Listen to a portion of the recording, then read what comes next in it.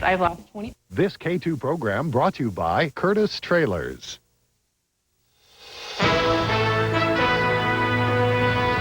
Tonight, a widening war. Israeli troops cross into Lebanon. Hezbollah hits a holy city. It has been the deadliest day of the conflict so far. Safe Harbor, the largest American evacuation since the Vietnam War. We were there when the ships and the helicopters arrived. Stem cell veto. President Bush denies new funding for stem cell research, bringing outrage from some high-profile proponents. And down the drain, the Katrina workers who spent big bucks on dog booties, iPods, and beer brewing kits. It's your money.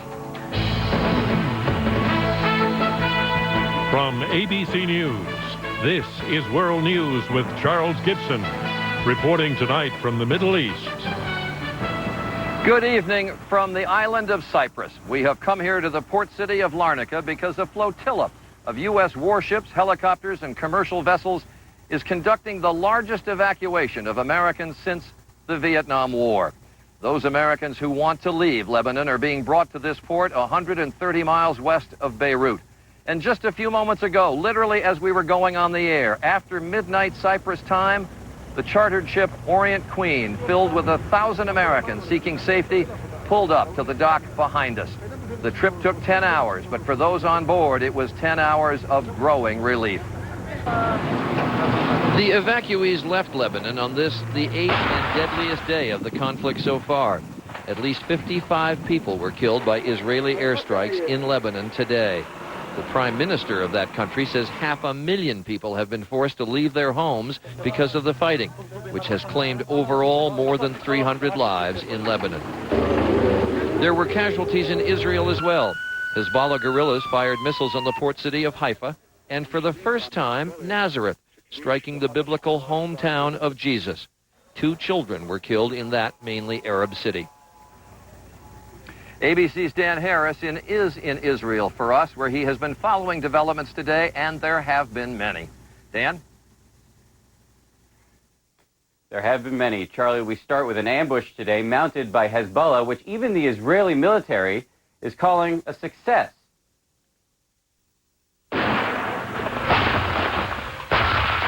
The Israeli military says its special forces had crossed the Lebanese border to destroy a Hezbollah outpost when they were attacked. It was an ambush laid by Hezbollah. They shot, they killed 2 of our soldiers immediately, and many more are injured. The dead were covered by their comrades. The injured, 9 of them, taken to the hospital. The rescue effort was hampered, however, by a volley of Hezbollah mortar fire. The Israeli military says today's action does not signal the beginning of a ground invasion. If the Israelis do invade, it will likely be a very difficult fight. Despite days of pounding Hezbollah from artillery batteries and from warplanes, the group still has the ability to hit back with thousands of missiles. Let's go next to the building.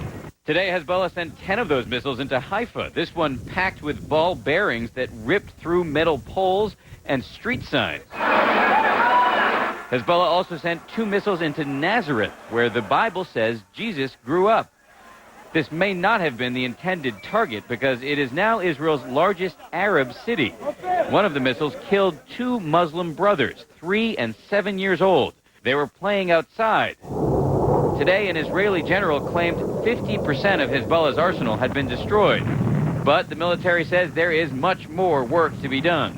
Success, says the military, would mean that Hezbollah returns 2 Israeli soldiers it kidnapped last week, that it is disarmed, and that the Lebanese army is sent to southern Lebanon to make sure that Hezbollah stays disarmed.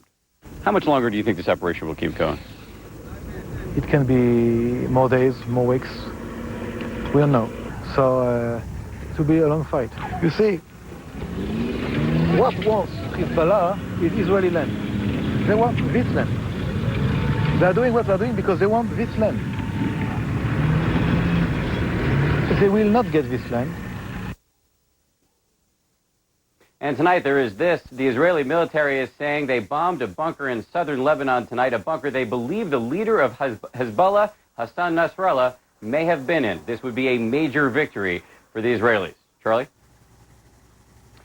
All right, Dan Harris reporting from Haifa in northern Israel tonight. Next, we're going to turn to the damage done in Lebanon. Today, we got a closer look at the destruction from Israeli airstrikes, and it is extensive. The Lebanese Prime Minister, Fouad Siniora, today described it as unthinkable. As I said, more than 300 people have been killed in Lebanon, and ABC's David Wright has been covering the conflict from Beirut, and he joins us now. Good evening, Charlie. Just a short while ago, we heard a series of loud booms coming from just over there, and that may well be the explosions that Dan was talking about. Israel claiming it dropped 23 tons of bombs. Hezbollah says no bunker hit, no senior leaders killed, and at the dead of night, it's impossible to confirm either way. Whatever it was a big finish on another intense day. Today, for the first time, the missiles came down on an affluent Christian enclave in East Beirut. The people of Ashrafia thought they were safe from Israel's bombs. Not anymore. We went to see for ourselves what the target was. A pair of trucks used for digging holes for plumbing. Presumably, Israel's pilot mistook them for rocket launchers. An honest mistake? No. It's a message that nobody is untouchable. It's as simple as that. I'm really afraid, said this woman, cowering in a parking garage. I want to get out, but I'm trapped. She's a household maid from Ethiopia. No ship is coming to rescue her. So far, this neighborhood has just lost its nightlife. Its famous bars and nightclubs are all closed. But in other parts of the country, the degree of loss is staggering. Much of South Beirut has been reduced to rubble. And in the Bekaa Valley, whole villages are now ghost towns. It's simply not safe for people to stay. Not easy for them to get out either. The bombs just keep coming. It is cutting the whole country into pieces. This may look like a pleasant afternoon in the park, a welcome relief from all this. But these people are now homeless. They live in this park in central Beirut until they can find someplace else. 500,000 people have been displaced in Lebanon, surviving with whatever they could salvage. It's unsafe and it's unhealthy to stay here. It's not good to stay here. You're trying to convince people to go, but you can't just convince them. You have to provide a place. All you have to do is walk around this city. That is when it's safe to walk around, and these days that's not so often. And it's plain to see that civilians are bearing the brunt of this war. Charlie? David Wright reporting from Beirut again. Well, the Bush administration has been supportive of the Israeli offensive against Hezbollah militants, but as the Israeli air attacks take a great toll on Lebanon itself, there may be some reassessment in Washington, so we wanted to check in tonight with our White House correspondent, Martha Raddatz, on the administration's current thinking. Charlie, the U.S. is starting to experience some discomfort with the Israeli operation. A senior U.S. official telling ABC News, "We are walking a fine line. We want tough-minded diplomacy, but we also have to be mindful of public opinion, not just in the Arab world, but American public opinion. Americans are becoming more and more concerned about the fate of fellow citizens in Lebanon. They have watched those American citizens be evacuated from the area. So the green light that the U.S. has been giving to Israel will have a time limit. It's unclear whether that will be a week or two." Charlie? As we have reported this week, thousands of American citizens in Lebanon have been frightened and anxious to get out. They've also been frustrated that it's taken days to get their departure organized. But today, that changed. The exodus began in earnest today. 1,000 Americans boarded the first large ship chartered by U.S. officials. It was orderly, it was efficient, but for those in the vanguard of Americans departing, the Orient Queen couldn't leave soon enough. Everyone carried the cargo most precious to them. As we arrived in Cyprus this morning, 2 Marine helicopters preceded us on the runway, each filled with Americans headed home. And their relief was obvious. Extreme relief. Tell me what the last few days have been like. The waiting has been long. We got there for a vacation of 7 days, and we saw 7 days of war and got out. They're prioritizing the children, with the mothers with the children first, and the elderly and all those. How was the feeling when you got on the helicopter? What a relief. We were both, hooray, hooray. Tell me what the last few days have been like. Lara, Mom. Scary. She's scared. I'm scared. I need leave. It was scary. The last, we didn't sleep in 2 days. So this must have been quite a shock when it all started. It was really bad. And the kids were hysterical. They've never experienced such bombing. And they were really scared. But thank God now we're safe. The constant refrain we heard was God bless America. And as the Orient Queen pulled in just a few moments ago tonight, the reactions were pretty much the same. You know, we were afraid if we didn't leave now, we couldn't leave later is really the big reason I left. Because it's just, there's no telling how bad it's going to get. It just does not look like it's going to get any better anytime soon. Brigadier General Carl Jensen is in charge of getting the Americans out. What assurances have you gotten from the Israelis that those who are coming out will not be in harm's way? We attempt to be and take great pains to be absolutely apparent to the Israelis and inform them what we are doing, when we plan on doing it, and make sure that they understand that they're as safe as they can be. Reassurances from Israel, perhaps, but not from Hezbollah. As the thousands of evacuees come through Cyprus over the next few days, many will take chartered planes at government expense back to the United States. The planes are due to start arriving in Baltimore tomorrow. And as we mentioned, the ship behind me, the Orient Queen, just pulled into port as we were going on the air with 1,000 Americans on board. It is testament to the fact that they are beginning their trip home. One other note, the world has been focused on Israel and Lebanon, but there was renewed fighting today between Israel and Palestinians in Gaza. Israeli tanks moved into a refugee camp. At least 8 Palestinians died. Israel, of course, started its offensive in Gaza 3 weeks ago after Hamas militants seized an Israeli soldier. And events in the Middle East have been weighing on U.S. markets, but not today. A barrel of oil closed down almost $1 to below $73 on news of improving supplies.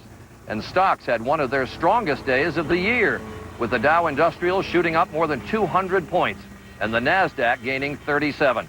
What fueled the optimism? Reassuring comments from Federal Reserve Chairman Ben Bernanke that inflation was subsiding, raising hopes that the long string of interest rate hikes may be over. Later, we'll have a final note from the Middle East, but when we return, the day's other news, including a veto by President Bush. His first in 5.5 years in office. He vetoed expanded stem cell research, and proponents are livid. And the Department of Homeland Security wasting millions of dollars meant for Katrina victims. Everything from 2,000 dog booties to a plasma TV, all purchased with your money. This is World News with Charles Gibson. Brought to you by Bayer.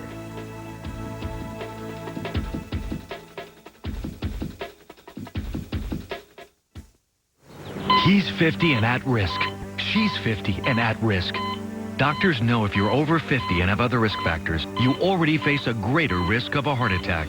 Ask your doctor how aspirin can reduce your risk. Bayer can help prevent 1 out of 3 heart attacks. Only Bayer has low-dose 81 milligram and Bayer Women's Aspirin Plus Calcium. Aspirin is not appropriate for everyone, so be sure to talk to your doctor before you begin an aspirin regimen. She reduced her risk with Bayer. Bayer, working wonders every day.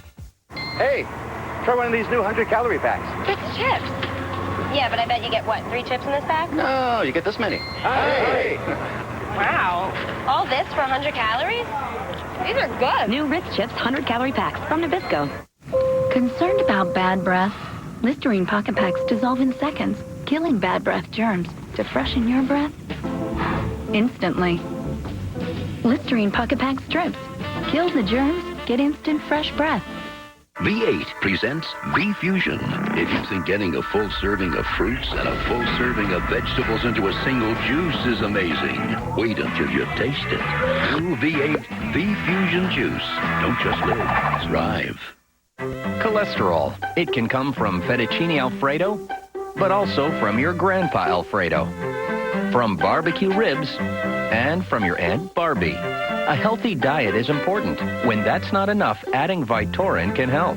Cholesterol comes from two sources, food and family. Vytorin treats two sources. Only Vytorin helps block the absorption of cholesterol from food and reduces the cholesterol your body makes naturally based on family history. Vytorin was also proven in clinical studies to lower bad cholesterol more than Lipitor alone. Vytorin is not for everyone, including people with liver problems, women who are nursing, pregnant, or may become pregnant. Unexplained muscle pain or weakness could be a sign of a rare but serious side effect. Vytorin may interact with other medicines or certain foods, increasing your risk of getting this serious side effect. Simple blood tests are needed to check for liver problems. So eat right, stay active. But if that's not enough, ask your doctor about adding Vytorin, two sources of cholesterol. Treat them both with Vytorin.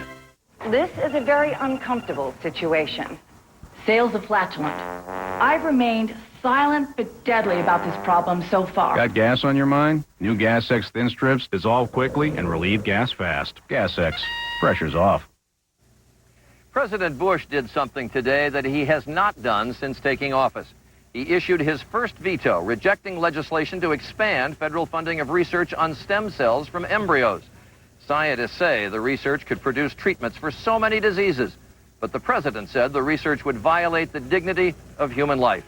Here's our senior national correspondent, Jake Tapper.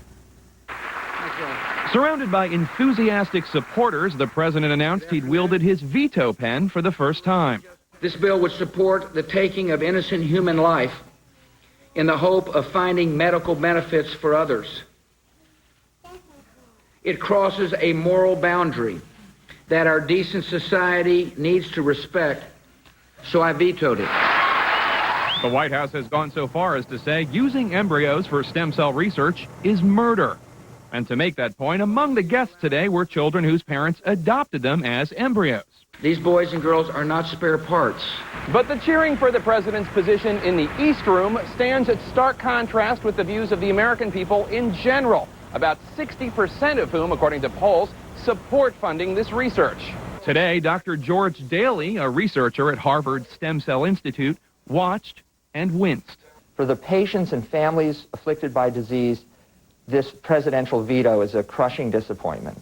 Support for this research has had some very high-profile supporters, including the actor and Parkinson's patient Michael J. Fox, who this morning made an emotional appeal in an interview with ABC News. It's not only Parkinson's, but, as you know, a litany of conditions and diseases that could be addressed by this work.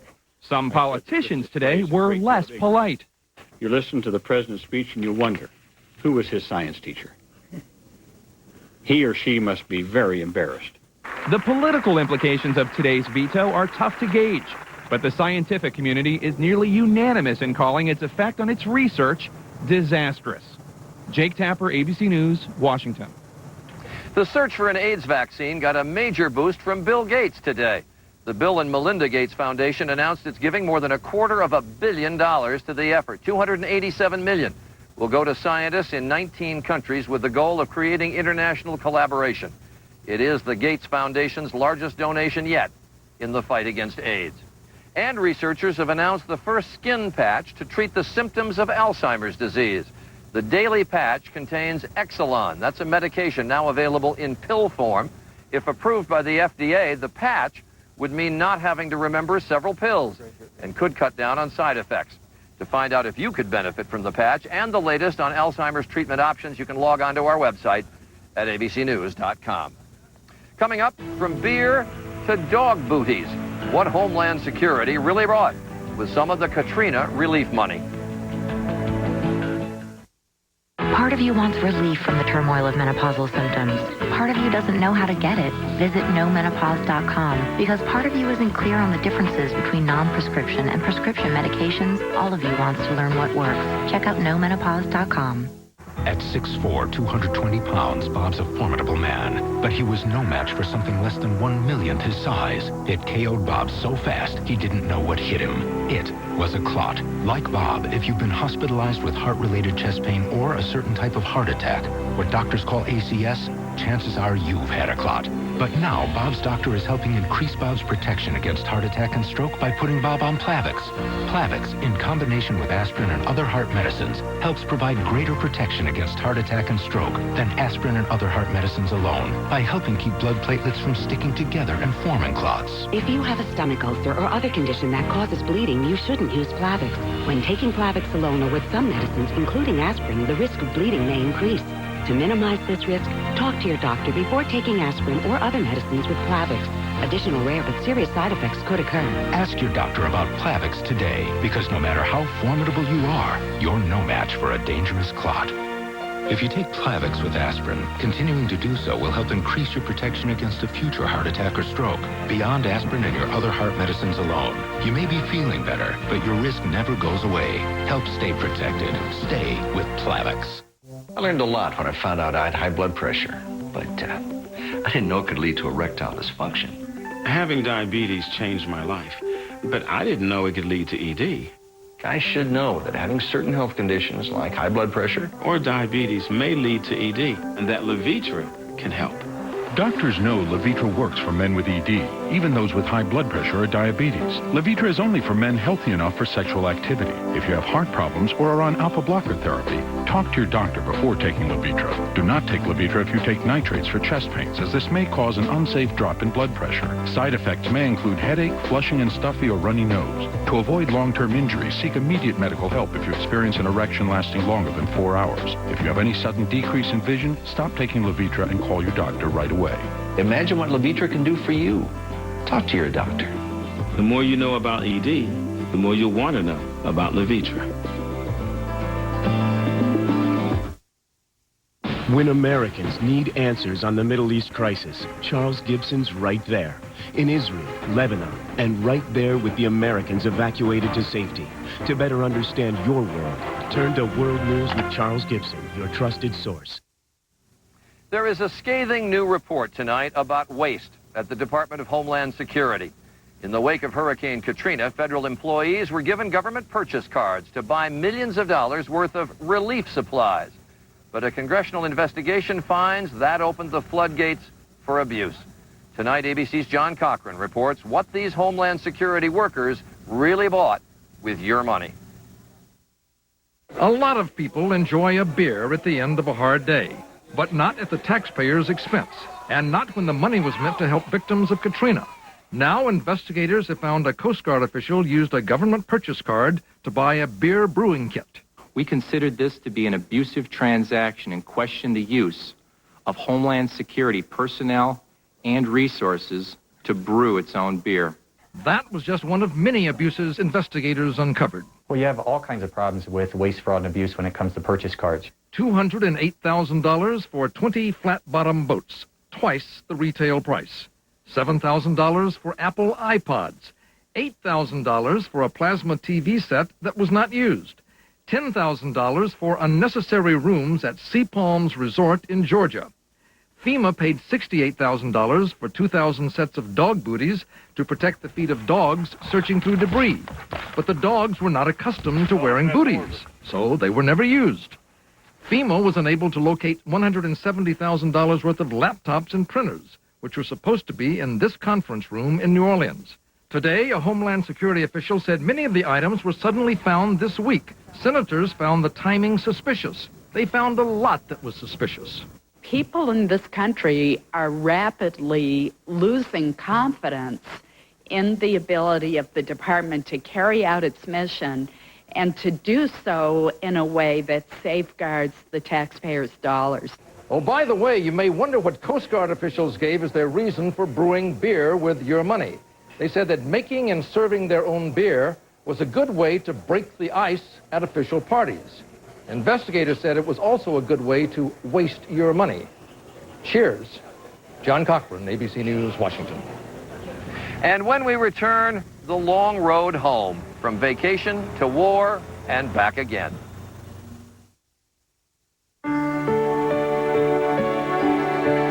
Where does your mind go when you go to bed? Well, if you're like a lot of people, it doesn't go to sleep. It replays the day. It looks at what might happen tomorrow. And sometimes it gets tangled up in a list of to-dos and forgot-to-dos. Ask your doctor about Lunesta. It can give you and your restless mind the sleep you need. And non-narcotic Lunesta is approved for use night after night if necessary. Lunesta works quickly, so take it right before bed. Of course, do not use sleep medicines for extended periods without first talking to your doctor. Be sure you have at least 8 hours to devote to sleep before becoming active. Until you know how you'll react to Lunesta, you should not drive or operate machinery. Do not take Lunesta with alcohol. Most sleep medicines carry some risk of dependency. Side effects may include unpleasant taste, headache, drowsiness, and dizziness. For a great night's sleep, leave the rest to Lunesta. Ask your doctor.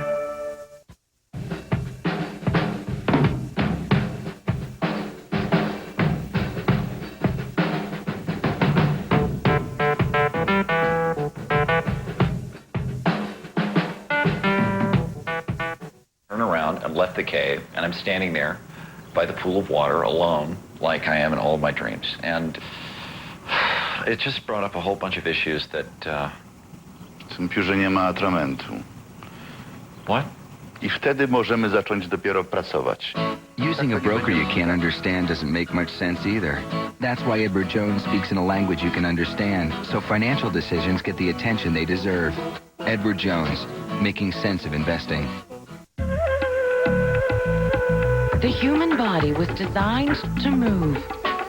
That's why Serenity developed a revolutionary fabric for their protective underwear that stretches in every direction to gently hug your body for a closer fit than the leading protective underwear. Serenity Discreet Activewear. You move, they move. You're protected. For a free sample, call 1-877-GET-TENA. Serenity from Tenna. I know what you're thinking. I'm so thinking. You're thinking Beneful. And there's wholesome grains, real beef, even carrots and peas. Love it so much you only think you're getting spoiled. So happy. Healthful, flavorful, Beneful. Beneful brand by Purina. Next on the Northwest Only All Local newscast, new information on the deadly shooting at Eastport Plaza in southeast Portland. Plus, a new website helps track sex offenders, but a K2 investigation found some of the addresses listed don't even exist. Tomorrow, after 7 years of trying to have a baby, one family gets the surprise of their life. A mother and her surrogate, both pregnant, with 2 miracle babies. Now in their first television interview, meet the entire amazing family, only on Good Morning America. Finally tonight, we have a note about culture shock and dislocation. Put yourself in the shoes of an American vacationing in Lebanon this week. What you got was this. Bombardment and destruction. So when you evacuate, where do they take you? To this, a little bit of seaside utopia. In a matter of hours, a complete contrast. But talking to those who fled, you get one overwhelming sense. Most of them could care less about the sun and the surf of Cyprus. All they care about is Syracuse, Seattle, or Savannah. All they want is to get home. That is World News for this Wednesday. I'm Charles Gibson in Cyprus. And for all of us at ABC News, have a good evening and good night.